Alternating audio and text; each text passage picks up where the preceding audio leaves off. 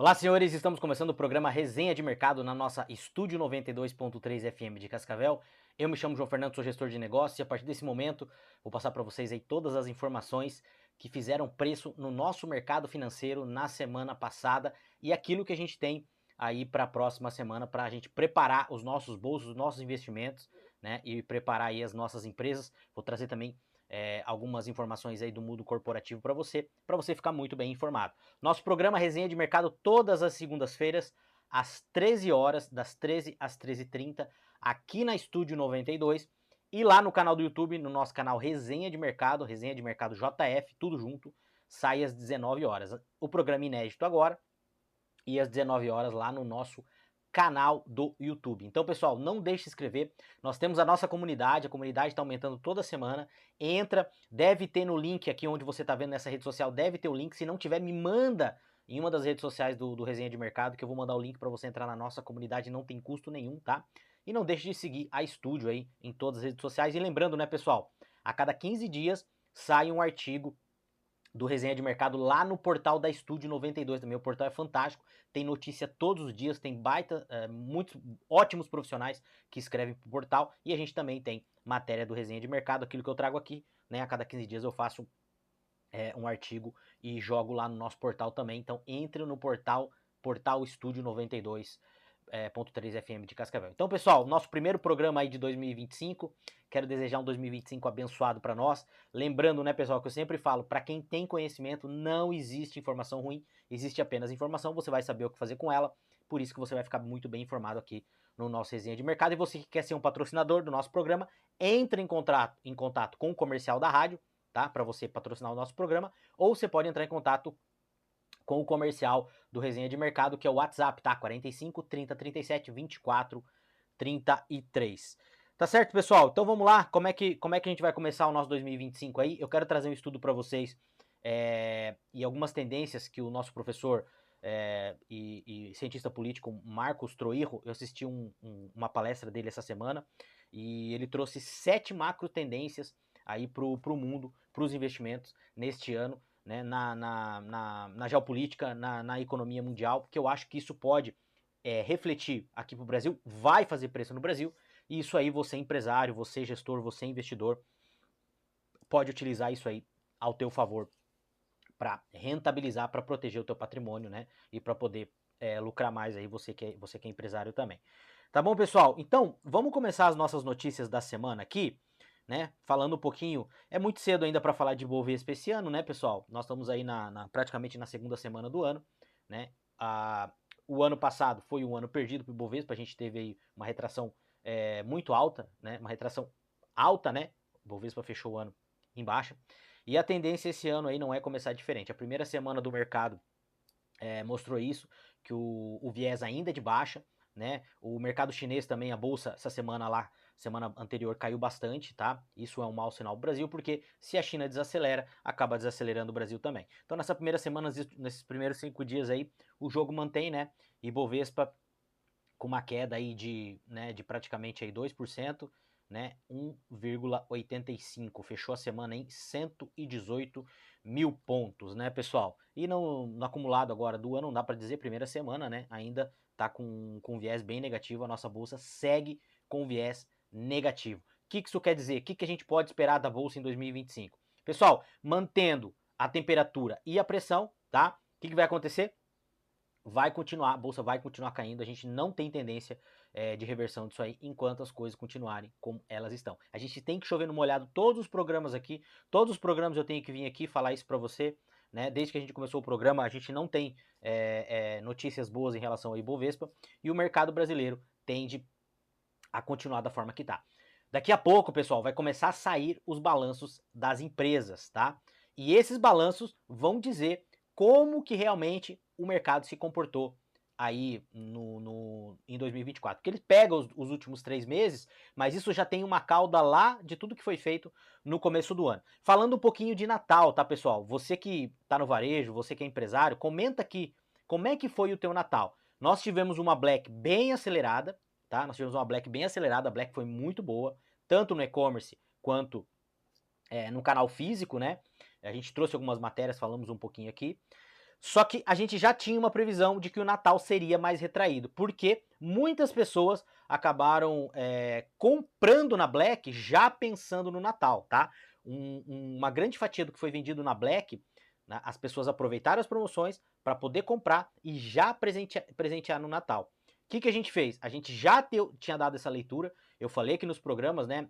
Eu dou consultoria também para empresas de varejo, né? Trabalho muito de perto com o time de vendas, com o time de vendas de indústria, de fábrica também. Então, tem essa conexão. E eu já havia falado para todo mundo, falei aqui no programa também, que a gente teria um Natal mais desafiador, que a gente não poderia esperar o cliente na loja. A gente teve umas notícias que, no geral, a gente teve um crescimento menor do que a inflação, né? No Natal aí. Só que a gente teve muita loja que retraiu, muita loja que vendeu muito menos, o fluxo foi muito menor e quem ficou esperando o cliente dentro, né, da loja teve bastante dificuldade aí no Natal. Né? Falando um pouquinho aqui do SP500, né? O SP500 também terminou a semana em 5.942 pontos, tá? Com uma queda de praticamente 1%, tá? E no acumulado do ano, né? Ainda muito cedo para falar, mas uma alta aí de 0,66. Lembrando, né, pessoal, que o SP500, no ano passado, 2024, ele teve um desempenho fantástico, se eu não me engano, fechou o ano com quase 25% de crescimento, o dólar também com quase 25% de crescimento. Quem estava exposto no dólar e quem estava exposto no SP500 também teve uma rentabilidade bem bacana. O que a gente pode esperar do mercado americano para esse próximo ano? A gente pode esperar, depois eu vou mostrar lá na matéria para vocês, né, nas 5 tendências lá que o professor Marcos Trujillo nos deu. Eu vou mostrar para vocês que segue sendo uma das apostas do mercado aí, o mercado financeiro. Agora, com a eleição do Donald Trump, a tendência qual que é? É ele baixar imposto, né? Ele baixar imposto, baixar a carga tributária, investir na produção, né? Investir na reindustrialização dos Estados Unidos, que a gente sabe que os Estados Unidos perdeu nos últimos anos muita indústria para a China, para o próprio México, né? Isso começou a afetar os Estados Unidos e o Donald Trump tem essa bandeira dele aí de trazer essa reestruturação e uma bandeira muito importante também que ele quer enxugar a máquina pública. O projeto dele é em diminuir em 30%, tá, a máquina pública americana, né? Aumentar a eficiência, aumentando a eficiência, o Estado gastando menos, vai sobrar mais dinheiro no bolso dos americanos, sobrando mais dinheiro no bolso dos americanos, as empresas vão vender mais, as empresas vendendo mais, a tendência é que o SP500 continue crescendo. Então, esse viés, se o Donald Trump conseguir fazer aquilo que ele veio para fazer, aquilo que ele prometeu fazer no mercado americano, nós temos uma tendência de SP500, de empresas americanas continuarem aí em 2025 com um rally muito, muito, muito forte de crescimento, tá bom, pessoal? Isso vai acontecer? A gente não sabe, a gente tem que esperar o que vai acontecer, a gente tem que esperar como que as coisas vão caminhando. O SP500, o mercado americano ano passado cresceu, subiu muito, tá? E se as coisas continuarem assim, pode ser que o mercado continue subindo, tá? Falando de dólar, né, pessoal? A gente teve aí vendas recordes, né, das reservas brasileiras, né? A gente teve mais essa semana aí, o Banco Central andou fazendo venda de reserva também e não adiantou muito, né? Ele não consegue segurar o dólar, tá? O dólar fechou a semana com uma alta aí de 0,51 nos últimos 5 dias, cotado a 6,21. E pessoal, eu falei isso no início do ano passado, eu vou falar isso no início desse ano de novo. Se as coisas continuarem como elas estão, se a macro tendência e a macroeconomia no Brasil, se o governo continuar operando da forma que ele está operando, nós vamos ter saudade. Assim como eu disse que a gente ia ter saudade do dólar a 4,80, a gente vai ter saudade do dólar a 6,20, tá? Veja, o Banco Central já bateu todos os recordes de venda de dólar das nossas reservas para tentar segurar o dólar. Sabe o que está acontecendo? Ele não está conseguindo segurar, porque o que está sendo feito? A gente tem uma patologia, a gente tem um problema, né? Só que a gente está tratando a febre. Como que a gente está tratando a febre? A gente está quebrando o termômetro. Então não adianta ficar vendendo reserva se a gente não atacar o cerne do problema brasileiro. E o cerne do problema brasileiro é que o país cresceu ano passado, parece que é 3%, a gente não tem os dados oficiais ainda, só que vai gastar mais de 10% para crescer. E a conta não fecha. Quando você tem uma empresa, quando você está investindo em alguma coisa, e isso ele tem um rendimento de 7% negativo, o que você vai fazer? Você vai sair. E o que aconteceu com essa venda de dólar? Foi muito interessante. Porque quando o Banco Central faz isso, ele vende reserva para baixar o dólar dá uma baixadinha, as pessoas que estavam aproveitando o dólar cair um pouquinho, aproveitam e compram dólar, né, porque o dólar cai um pouco e sai fora do Brasil. Então, na verdade, o que está acontecendo? O Banco Central está ajudando essas pessoas a comprarem dólar mais barato e depois eles tiram o dólar do Brasil. É isso que muitas pessoas estão fazendo. É isso que eu fiz também, esses dias que o dólar deu uma caída aí. Eu comprei mais dólar, comprei um pouquinho mais, para poder mandar para fora. Então, na verdade, a gente acha que vender reserva ajuda, em certa parte acaba não ajudando. Porque quem já quer tirar o dinheiro do Brasil e vê o dólar caindo, vê o governo vendendo dinheiro e o dólar caindo um pouquinho, ele sabe que esse dólar está sendo. Que a queda dele está sendo artificial por causa de venda de reserva, ele vai lá, aproveita que o dólar está mais baixo, compra dólar e manda para fora. É isso que está acontecendo no Brasil, é isso que vai continuar acontecendo se a gente não mudar a nossa. A parte estrutural. A gente precisa mudar a parte estrutural das nossas finanças brasileiras, não é isso que vai continuar acontecendo, as pessoas vão aproveitar para tirar o dólar do país, né? Então, aqui, né, falando um pouquinho do ano, não dá pra gente falar muita coisa,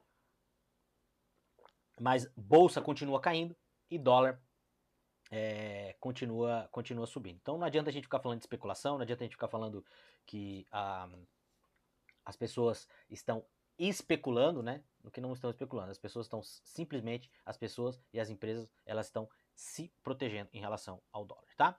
E falando de Bitcoin também, pessoal, o Bitcoin deu uma queda, né? Bitcoin que passou passou 100 mil dólares e agora ele deu uma recuada para 97 mil dólares, né? Fechou a semana aí com uma alta, mesmo, né, com uma alta de 4%, né, o Bitcoin caiu bastante e acaba caindo todas as outras moedas, né, a gente vê que isso aqui é muita gente realizando, né, tem muita gente que acaba tradando Bitcoin aí, eu conheço várias pessoas, conversei com várias pessoas essa semana, e todas elas falaram, o Bitcoin estava muito alto, eu acabei vendendo uma parte, quando ele caiu eu acabei recomprando.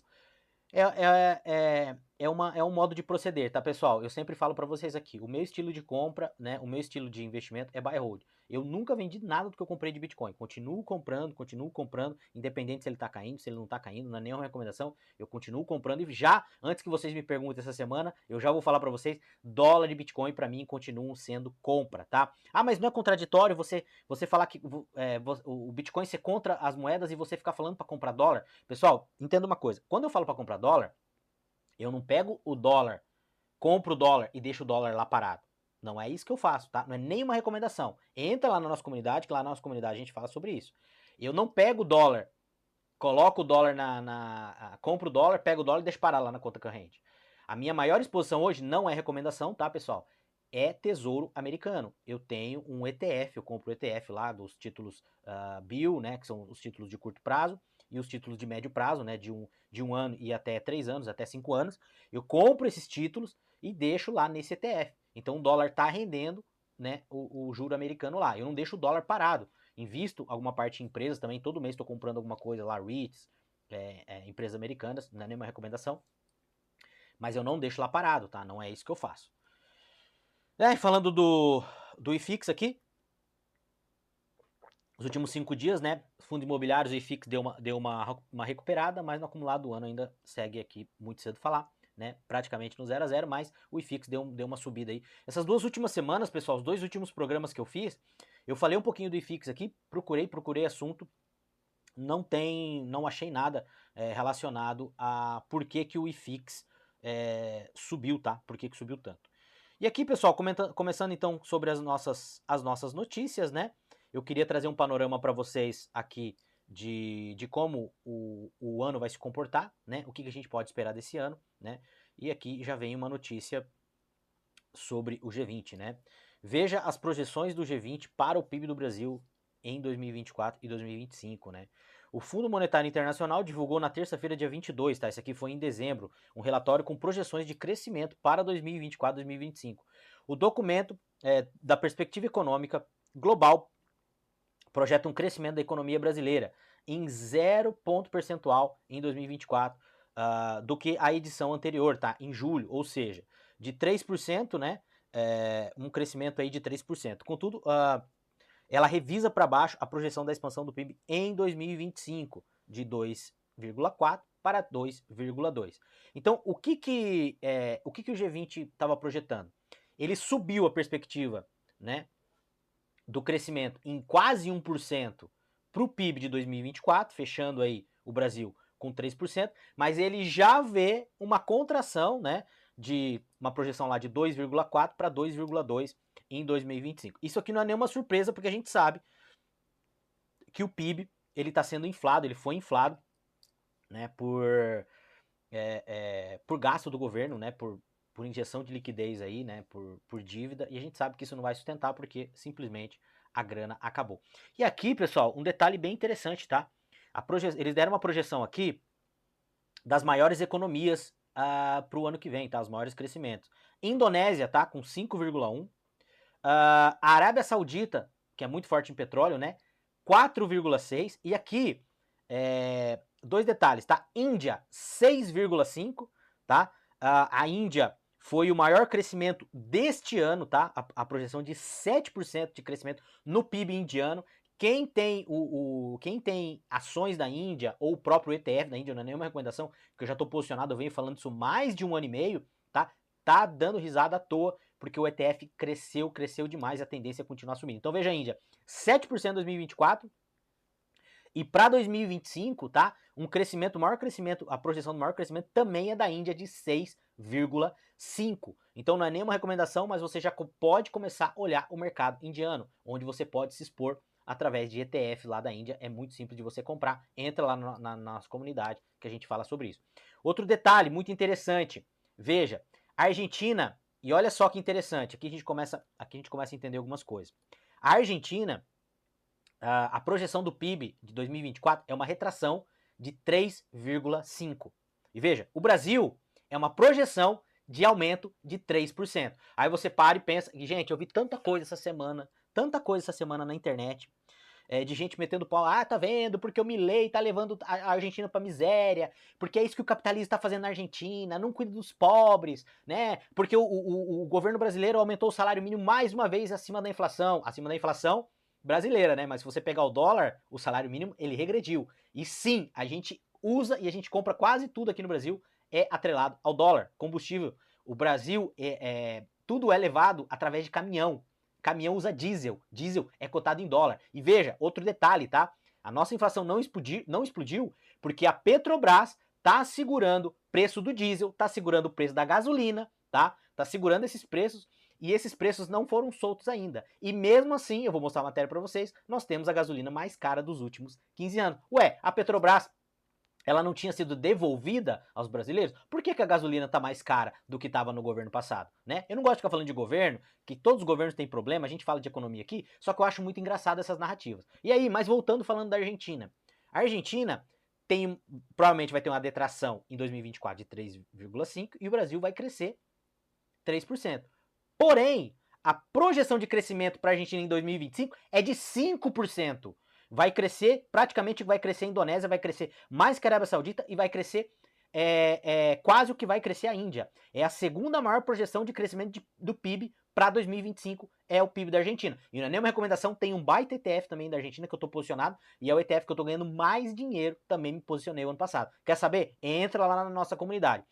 E daí, todo mundo falando que o Milei tá levando a Argentina pra miséria, que a pobreza aumentou. Gente, a pobreza já vinha aumentando há muito e muito tempo. Veja, você na tua casa, quando você tem algum problema na tua empresa, quando você perde emprego, quando você gasta demais na tua empresa e a tua empresa começa a ter problema financeiro, isso respinga na tua casa. O que você tem que fazer? Você tem que fazer sacrifício, não tem? Por exemplo, você e a tua mulher trabalham. A tua esposa lá, tomara que não, mas ela perdeu lá o emprego dela. A tua renda caiu pela metade. O que você vai ter que fazer?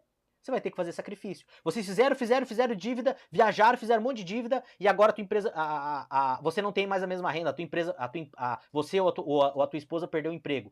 A tua renda diminuiu pela metade. Você tinha uma dívida muito grande. O que você tem que fazer?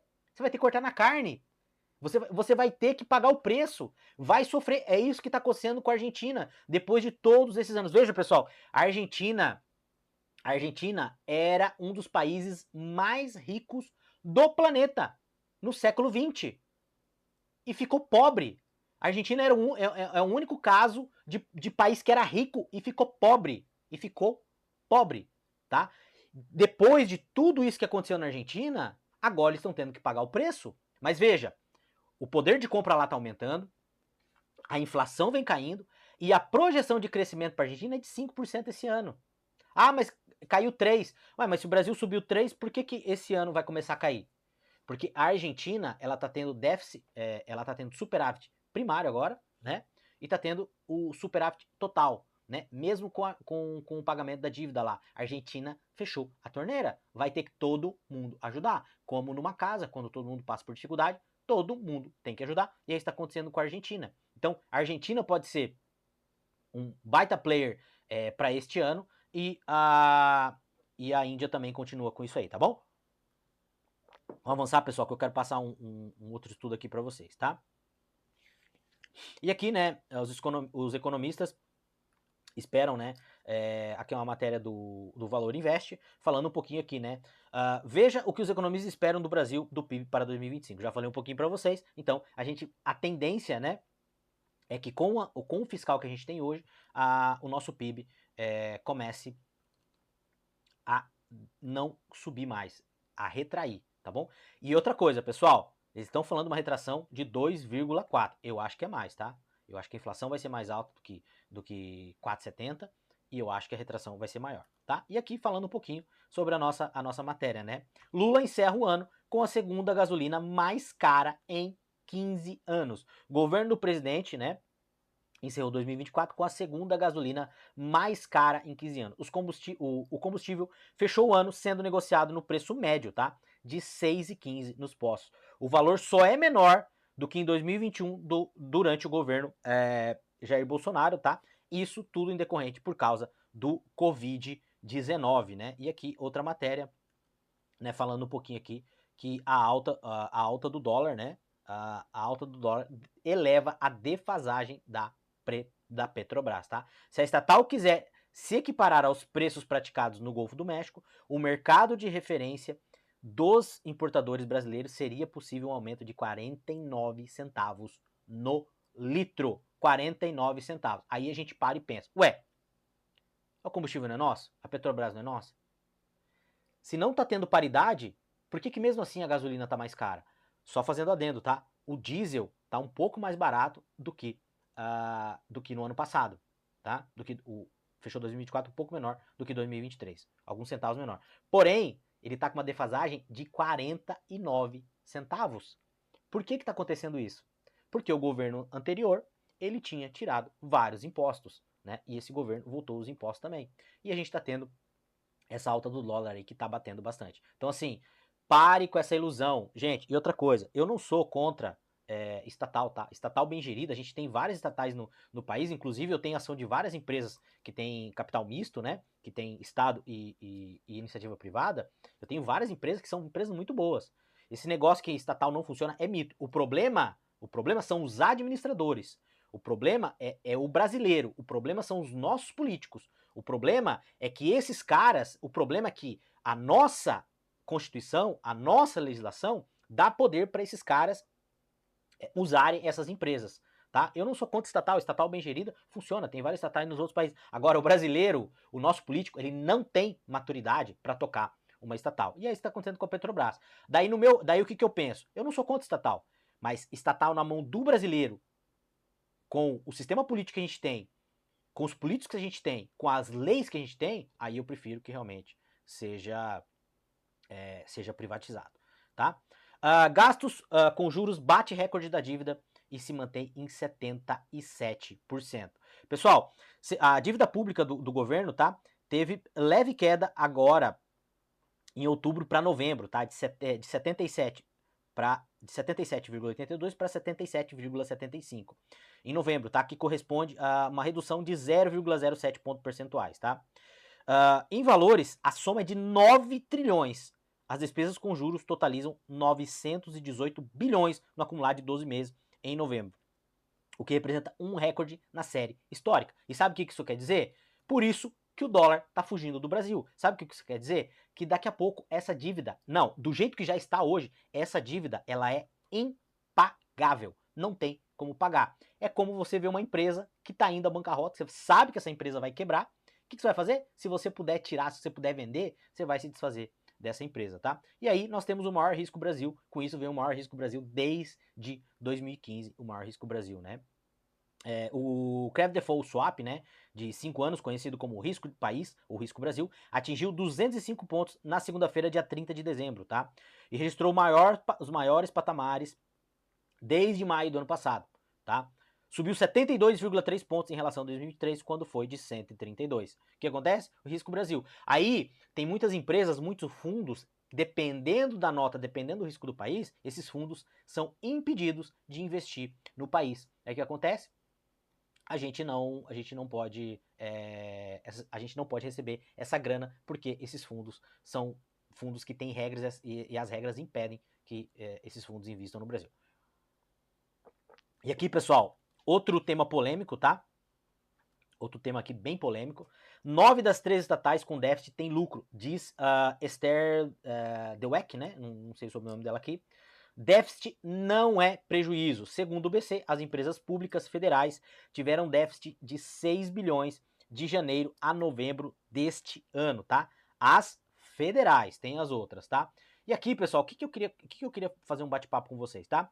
A ministra que falou na matéria aqui que déficit não é prejuízo, tá? E ela tem razão. Quando a gente fala de déficit, quando a gente fala de investimento nessas empresas, isso não quer dizer que a empresa tá dando prejuízo, tá? Então vamos lá. Eu já falei isso em outro programa, tem muita gente falando isso na internet, e muitas pessoas defendendo o governo, defendendo os investimentos do governo, falando que isso não é déficit. E realmente, pessoal, quando você tem uma empresa, principalmente se é uma empresa grande, uma empresa de capital misto, uma empresa de capital aberto, o que acontece?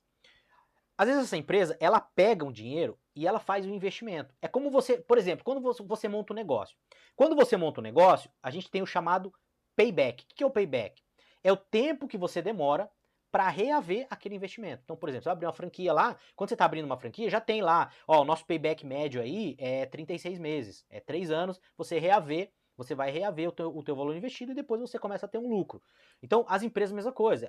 Quando ela vai fazer um investimento, ela tem uma projeção desse investimento, né? Ela tem uma projeção desse investimento e aí ela tem uma previsão de volta desse capital e depois tomar lucro. Qual que é o problema do Brasil? O problema do Brasil é o seguinte, das nossas estatais é o seguinte. Ali, até falar na matéria que isso foi feito investimento e que pode até dar lucro. Você é empresário, quando você faz um investimento, passa na tua cabeça, não, eu vou fazer um investimento, quem sabe dar lucro. Gente, isso é uma coisa surreal. Não interessa se a empresa ela é estatal. O dinheiro é nosso. E daí na matéria falam também que essas empresas, até eu vi um grande economista essa semana, um cara que eu admiro, falando que esse dinheiro das empresas é aportado delas mesmas. Gente, isso não é verdade. Porque quando a empresa dá prejuízo, quem tem que aportar dinheiro é o Tesouro. É o Tesouro Nacional. Às vezes ela tem um caixa, queima aquele caixa, acabou aquele caixa, quem tem que aportar é o Tesouro.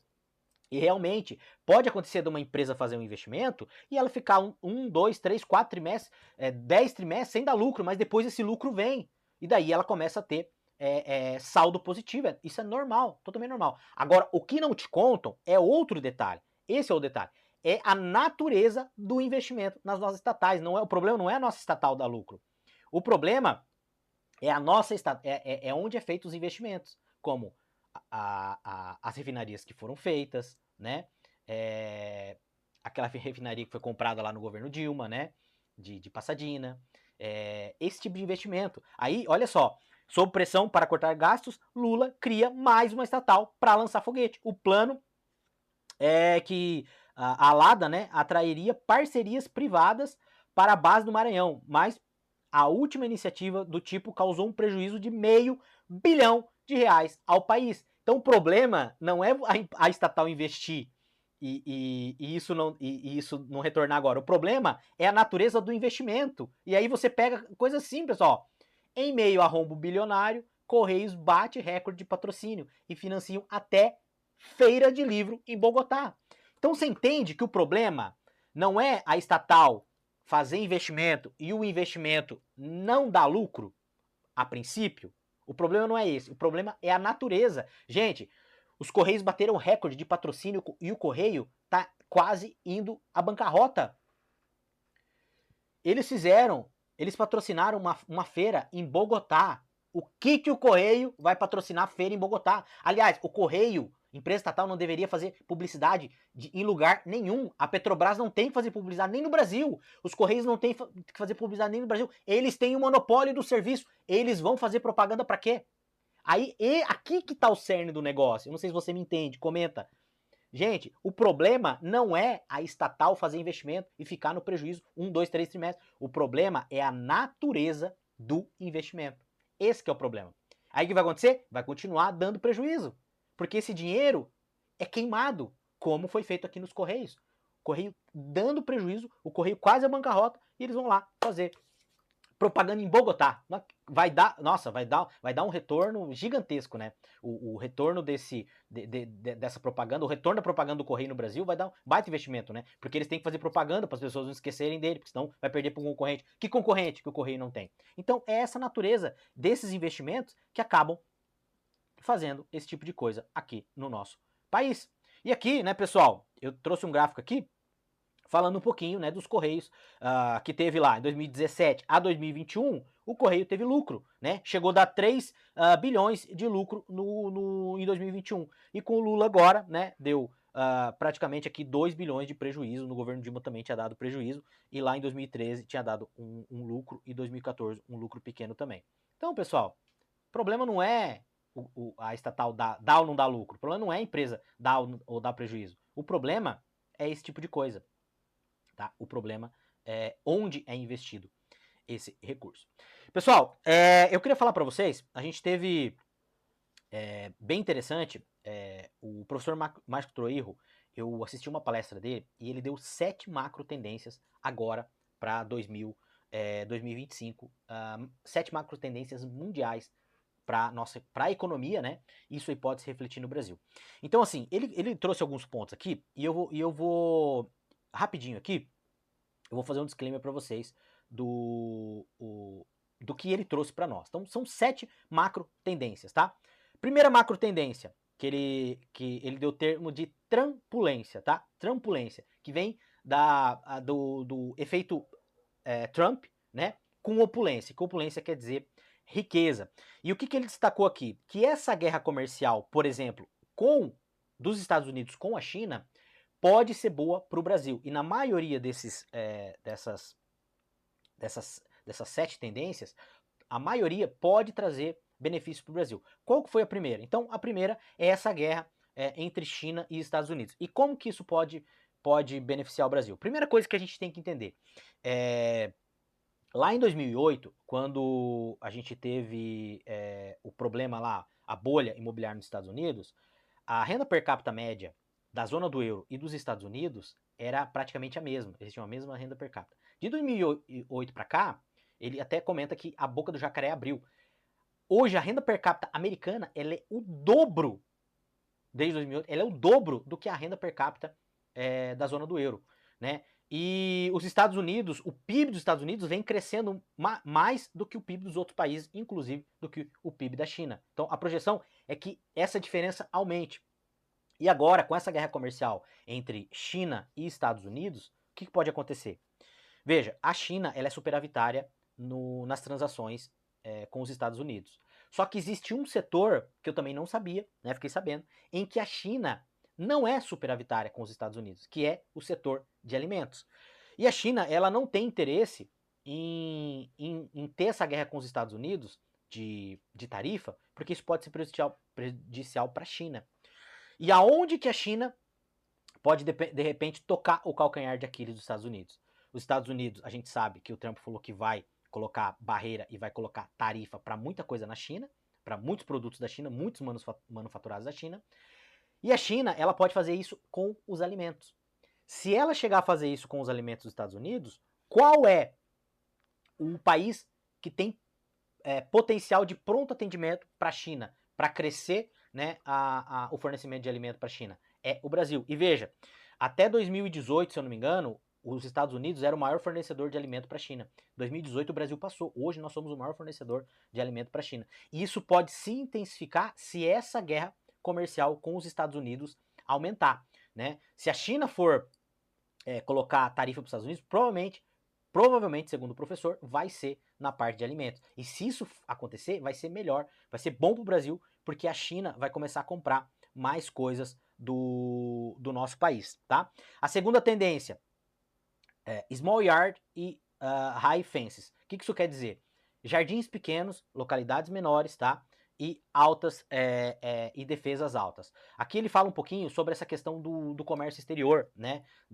Dos países realmente transacionarem, né? Com países que eles têm mais afinidade, né? A tal da globalização, ela acabou, né? Ela acabou. Na verdade, os países hoje estão buscando se relacionar. A pandemia trouxe isso, né? Quando a gente viu que o mundo inteiro estava dependendo da China, ela trouxe essa macro tendência, e essa macro tendência deve continuar. Os países vão escolher com quem eles vão fazer comércio, e eles vão começar a se blindar. Por exemplo, nós não podemos mais ficar tão dependente da China. Os Estados Unidos não podem mais ficar tão dependente da China. O mundo não pode ficar mais tão dependente da China. Então essa a segunda tendência. Terceira tendência, tá? O termo Highlander, o mundo Highlander. O que ele quer dizer com isso aqui? Com o avanço da tecnologia, tá? A gente está testemunhando uma proliferação muito rápida, tá? De ponta, com a IA, data center, enfim, com todo esse tipo de tecnologia. Porém, né, vindo essa tecnologia, né, isso não vai acabar com a mão de obra, isso não vai acabar com as pessoas. Até ele usou um termo que eu achei muito legal, que ele falou que a polaridade, né, a briga lá na frente, de repente, não vai ser da IA com o ser humano, e sim do ser humano que domina a IA com o ser humano que não domina a IA, né? E ele fala muito dessa questão da produtividade, né? Da produtividade, né? Das pessoas serem mais produtivas. Então, o que ele fala? Que a gente vai cada vez mais ser dependente dessa tecnologia. E quem não dominar essa tecnologia pode ser que fique fora do mercado, né? Então a guerra não vai ser de pessoas contra robô, vai ser de pessoas que dominam a tecnologia e de pessoas que não dominam a tecnologia. Isso a gente já vê hoje, né, pessoal? O comércio hoje, quem não está na rede social, quem não usa a rede social, quem não usa a automatização, quem não usa a rede social para ganhar produtividade, para poder vender mais, está começando, fica fora do mercado. E isso vai se intensificar cada vez mais. Cada vez mais isso vai se intensificar, tá? A quarta tendência aqui que ele falou, deixa eu puxar a quarta tendência aqui, que é a nova geopolítica e a mudança global, né? A nova geopolítica que eu falei um pouquinho para vocês aqui das economias, tá? A ascensão de economia como China, né? O crescimento econômico da China nas últimas décadas elevou a posição de segunda maior economia do mundo, exercendo consideravelmente influência nos comércios globais, tá?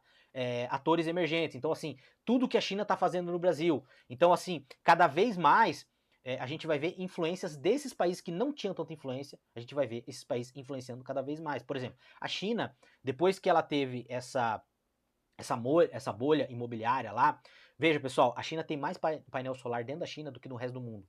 A China tem mais rodovia, ferrovia de alta velocidade do que o resto do mundo. A China tem mais usinas eólicas do que o resto do mundo, né? Aí tem vários e vários documentários, ele comentando também de arranha-céus lá, de cidades, que são cidades fantasmas, né? Então a China não tem mais como construir. O que a China está fazendo? Ela está começando a construir em outros países para aumentar a influência dela, tá?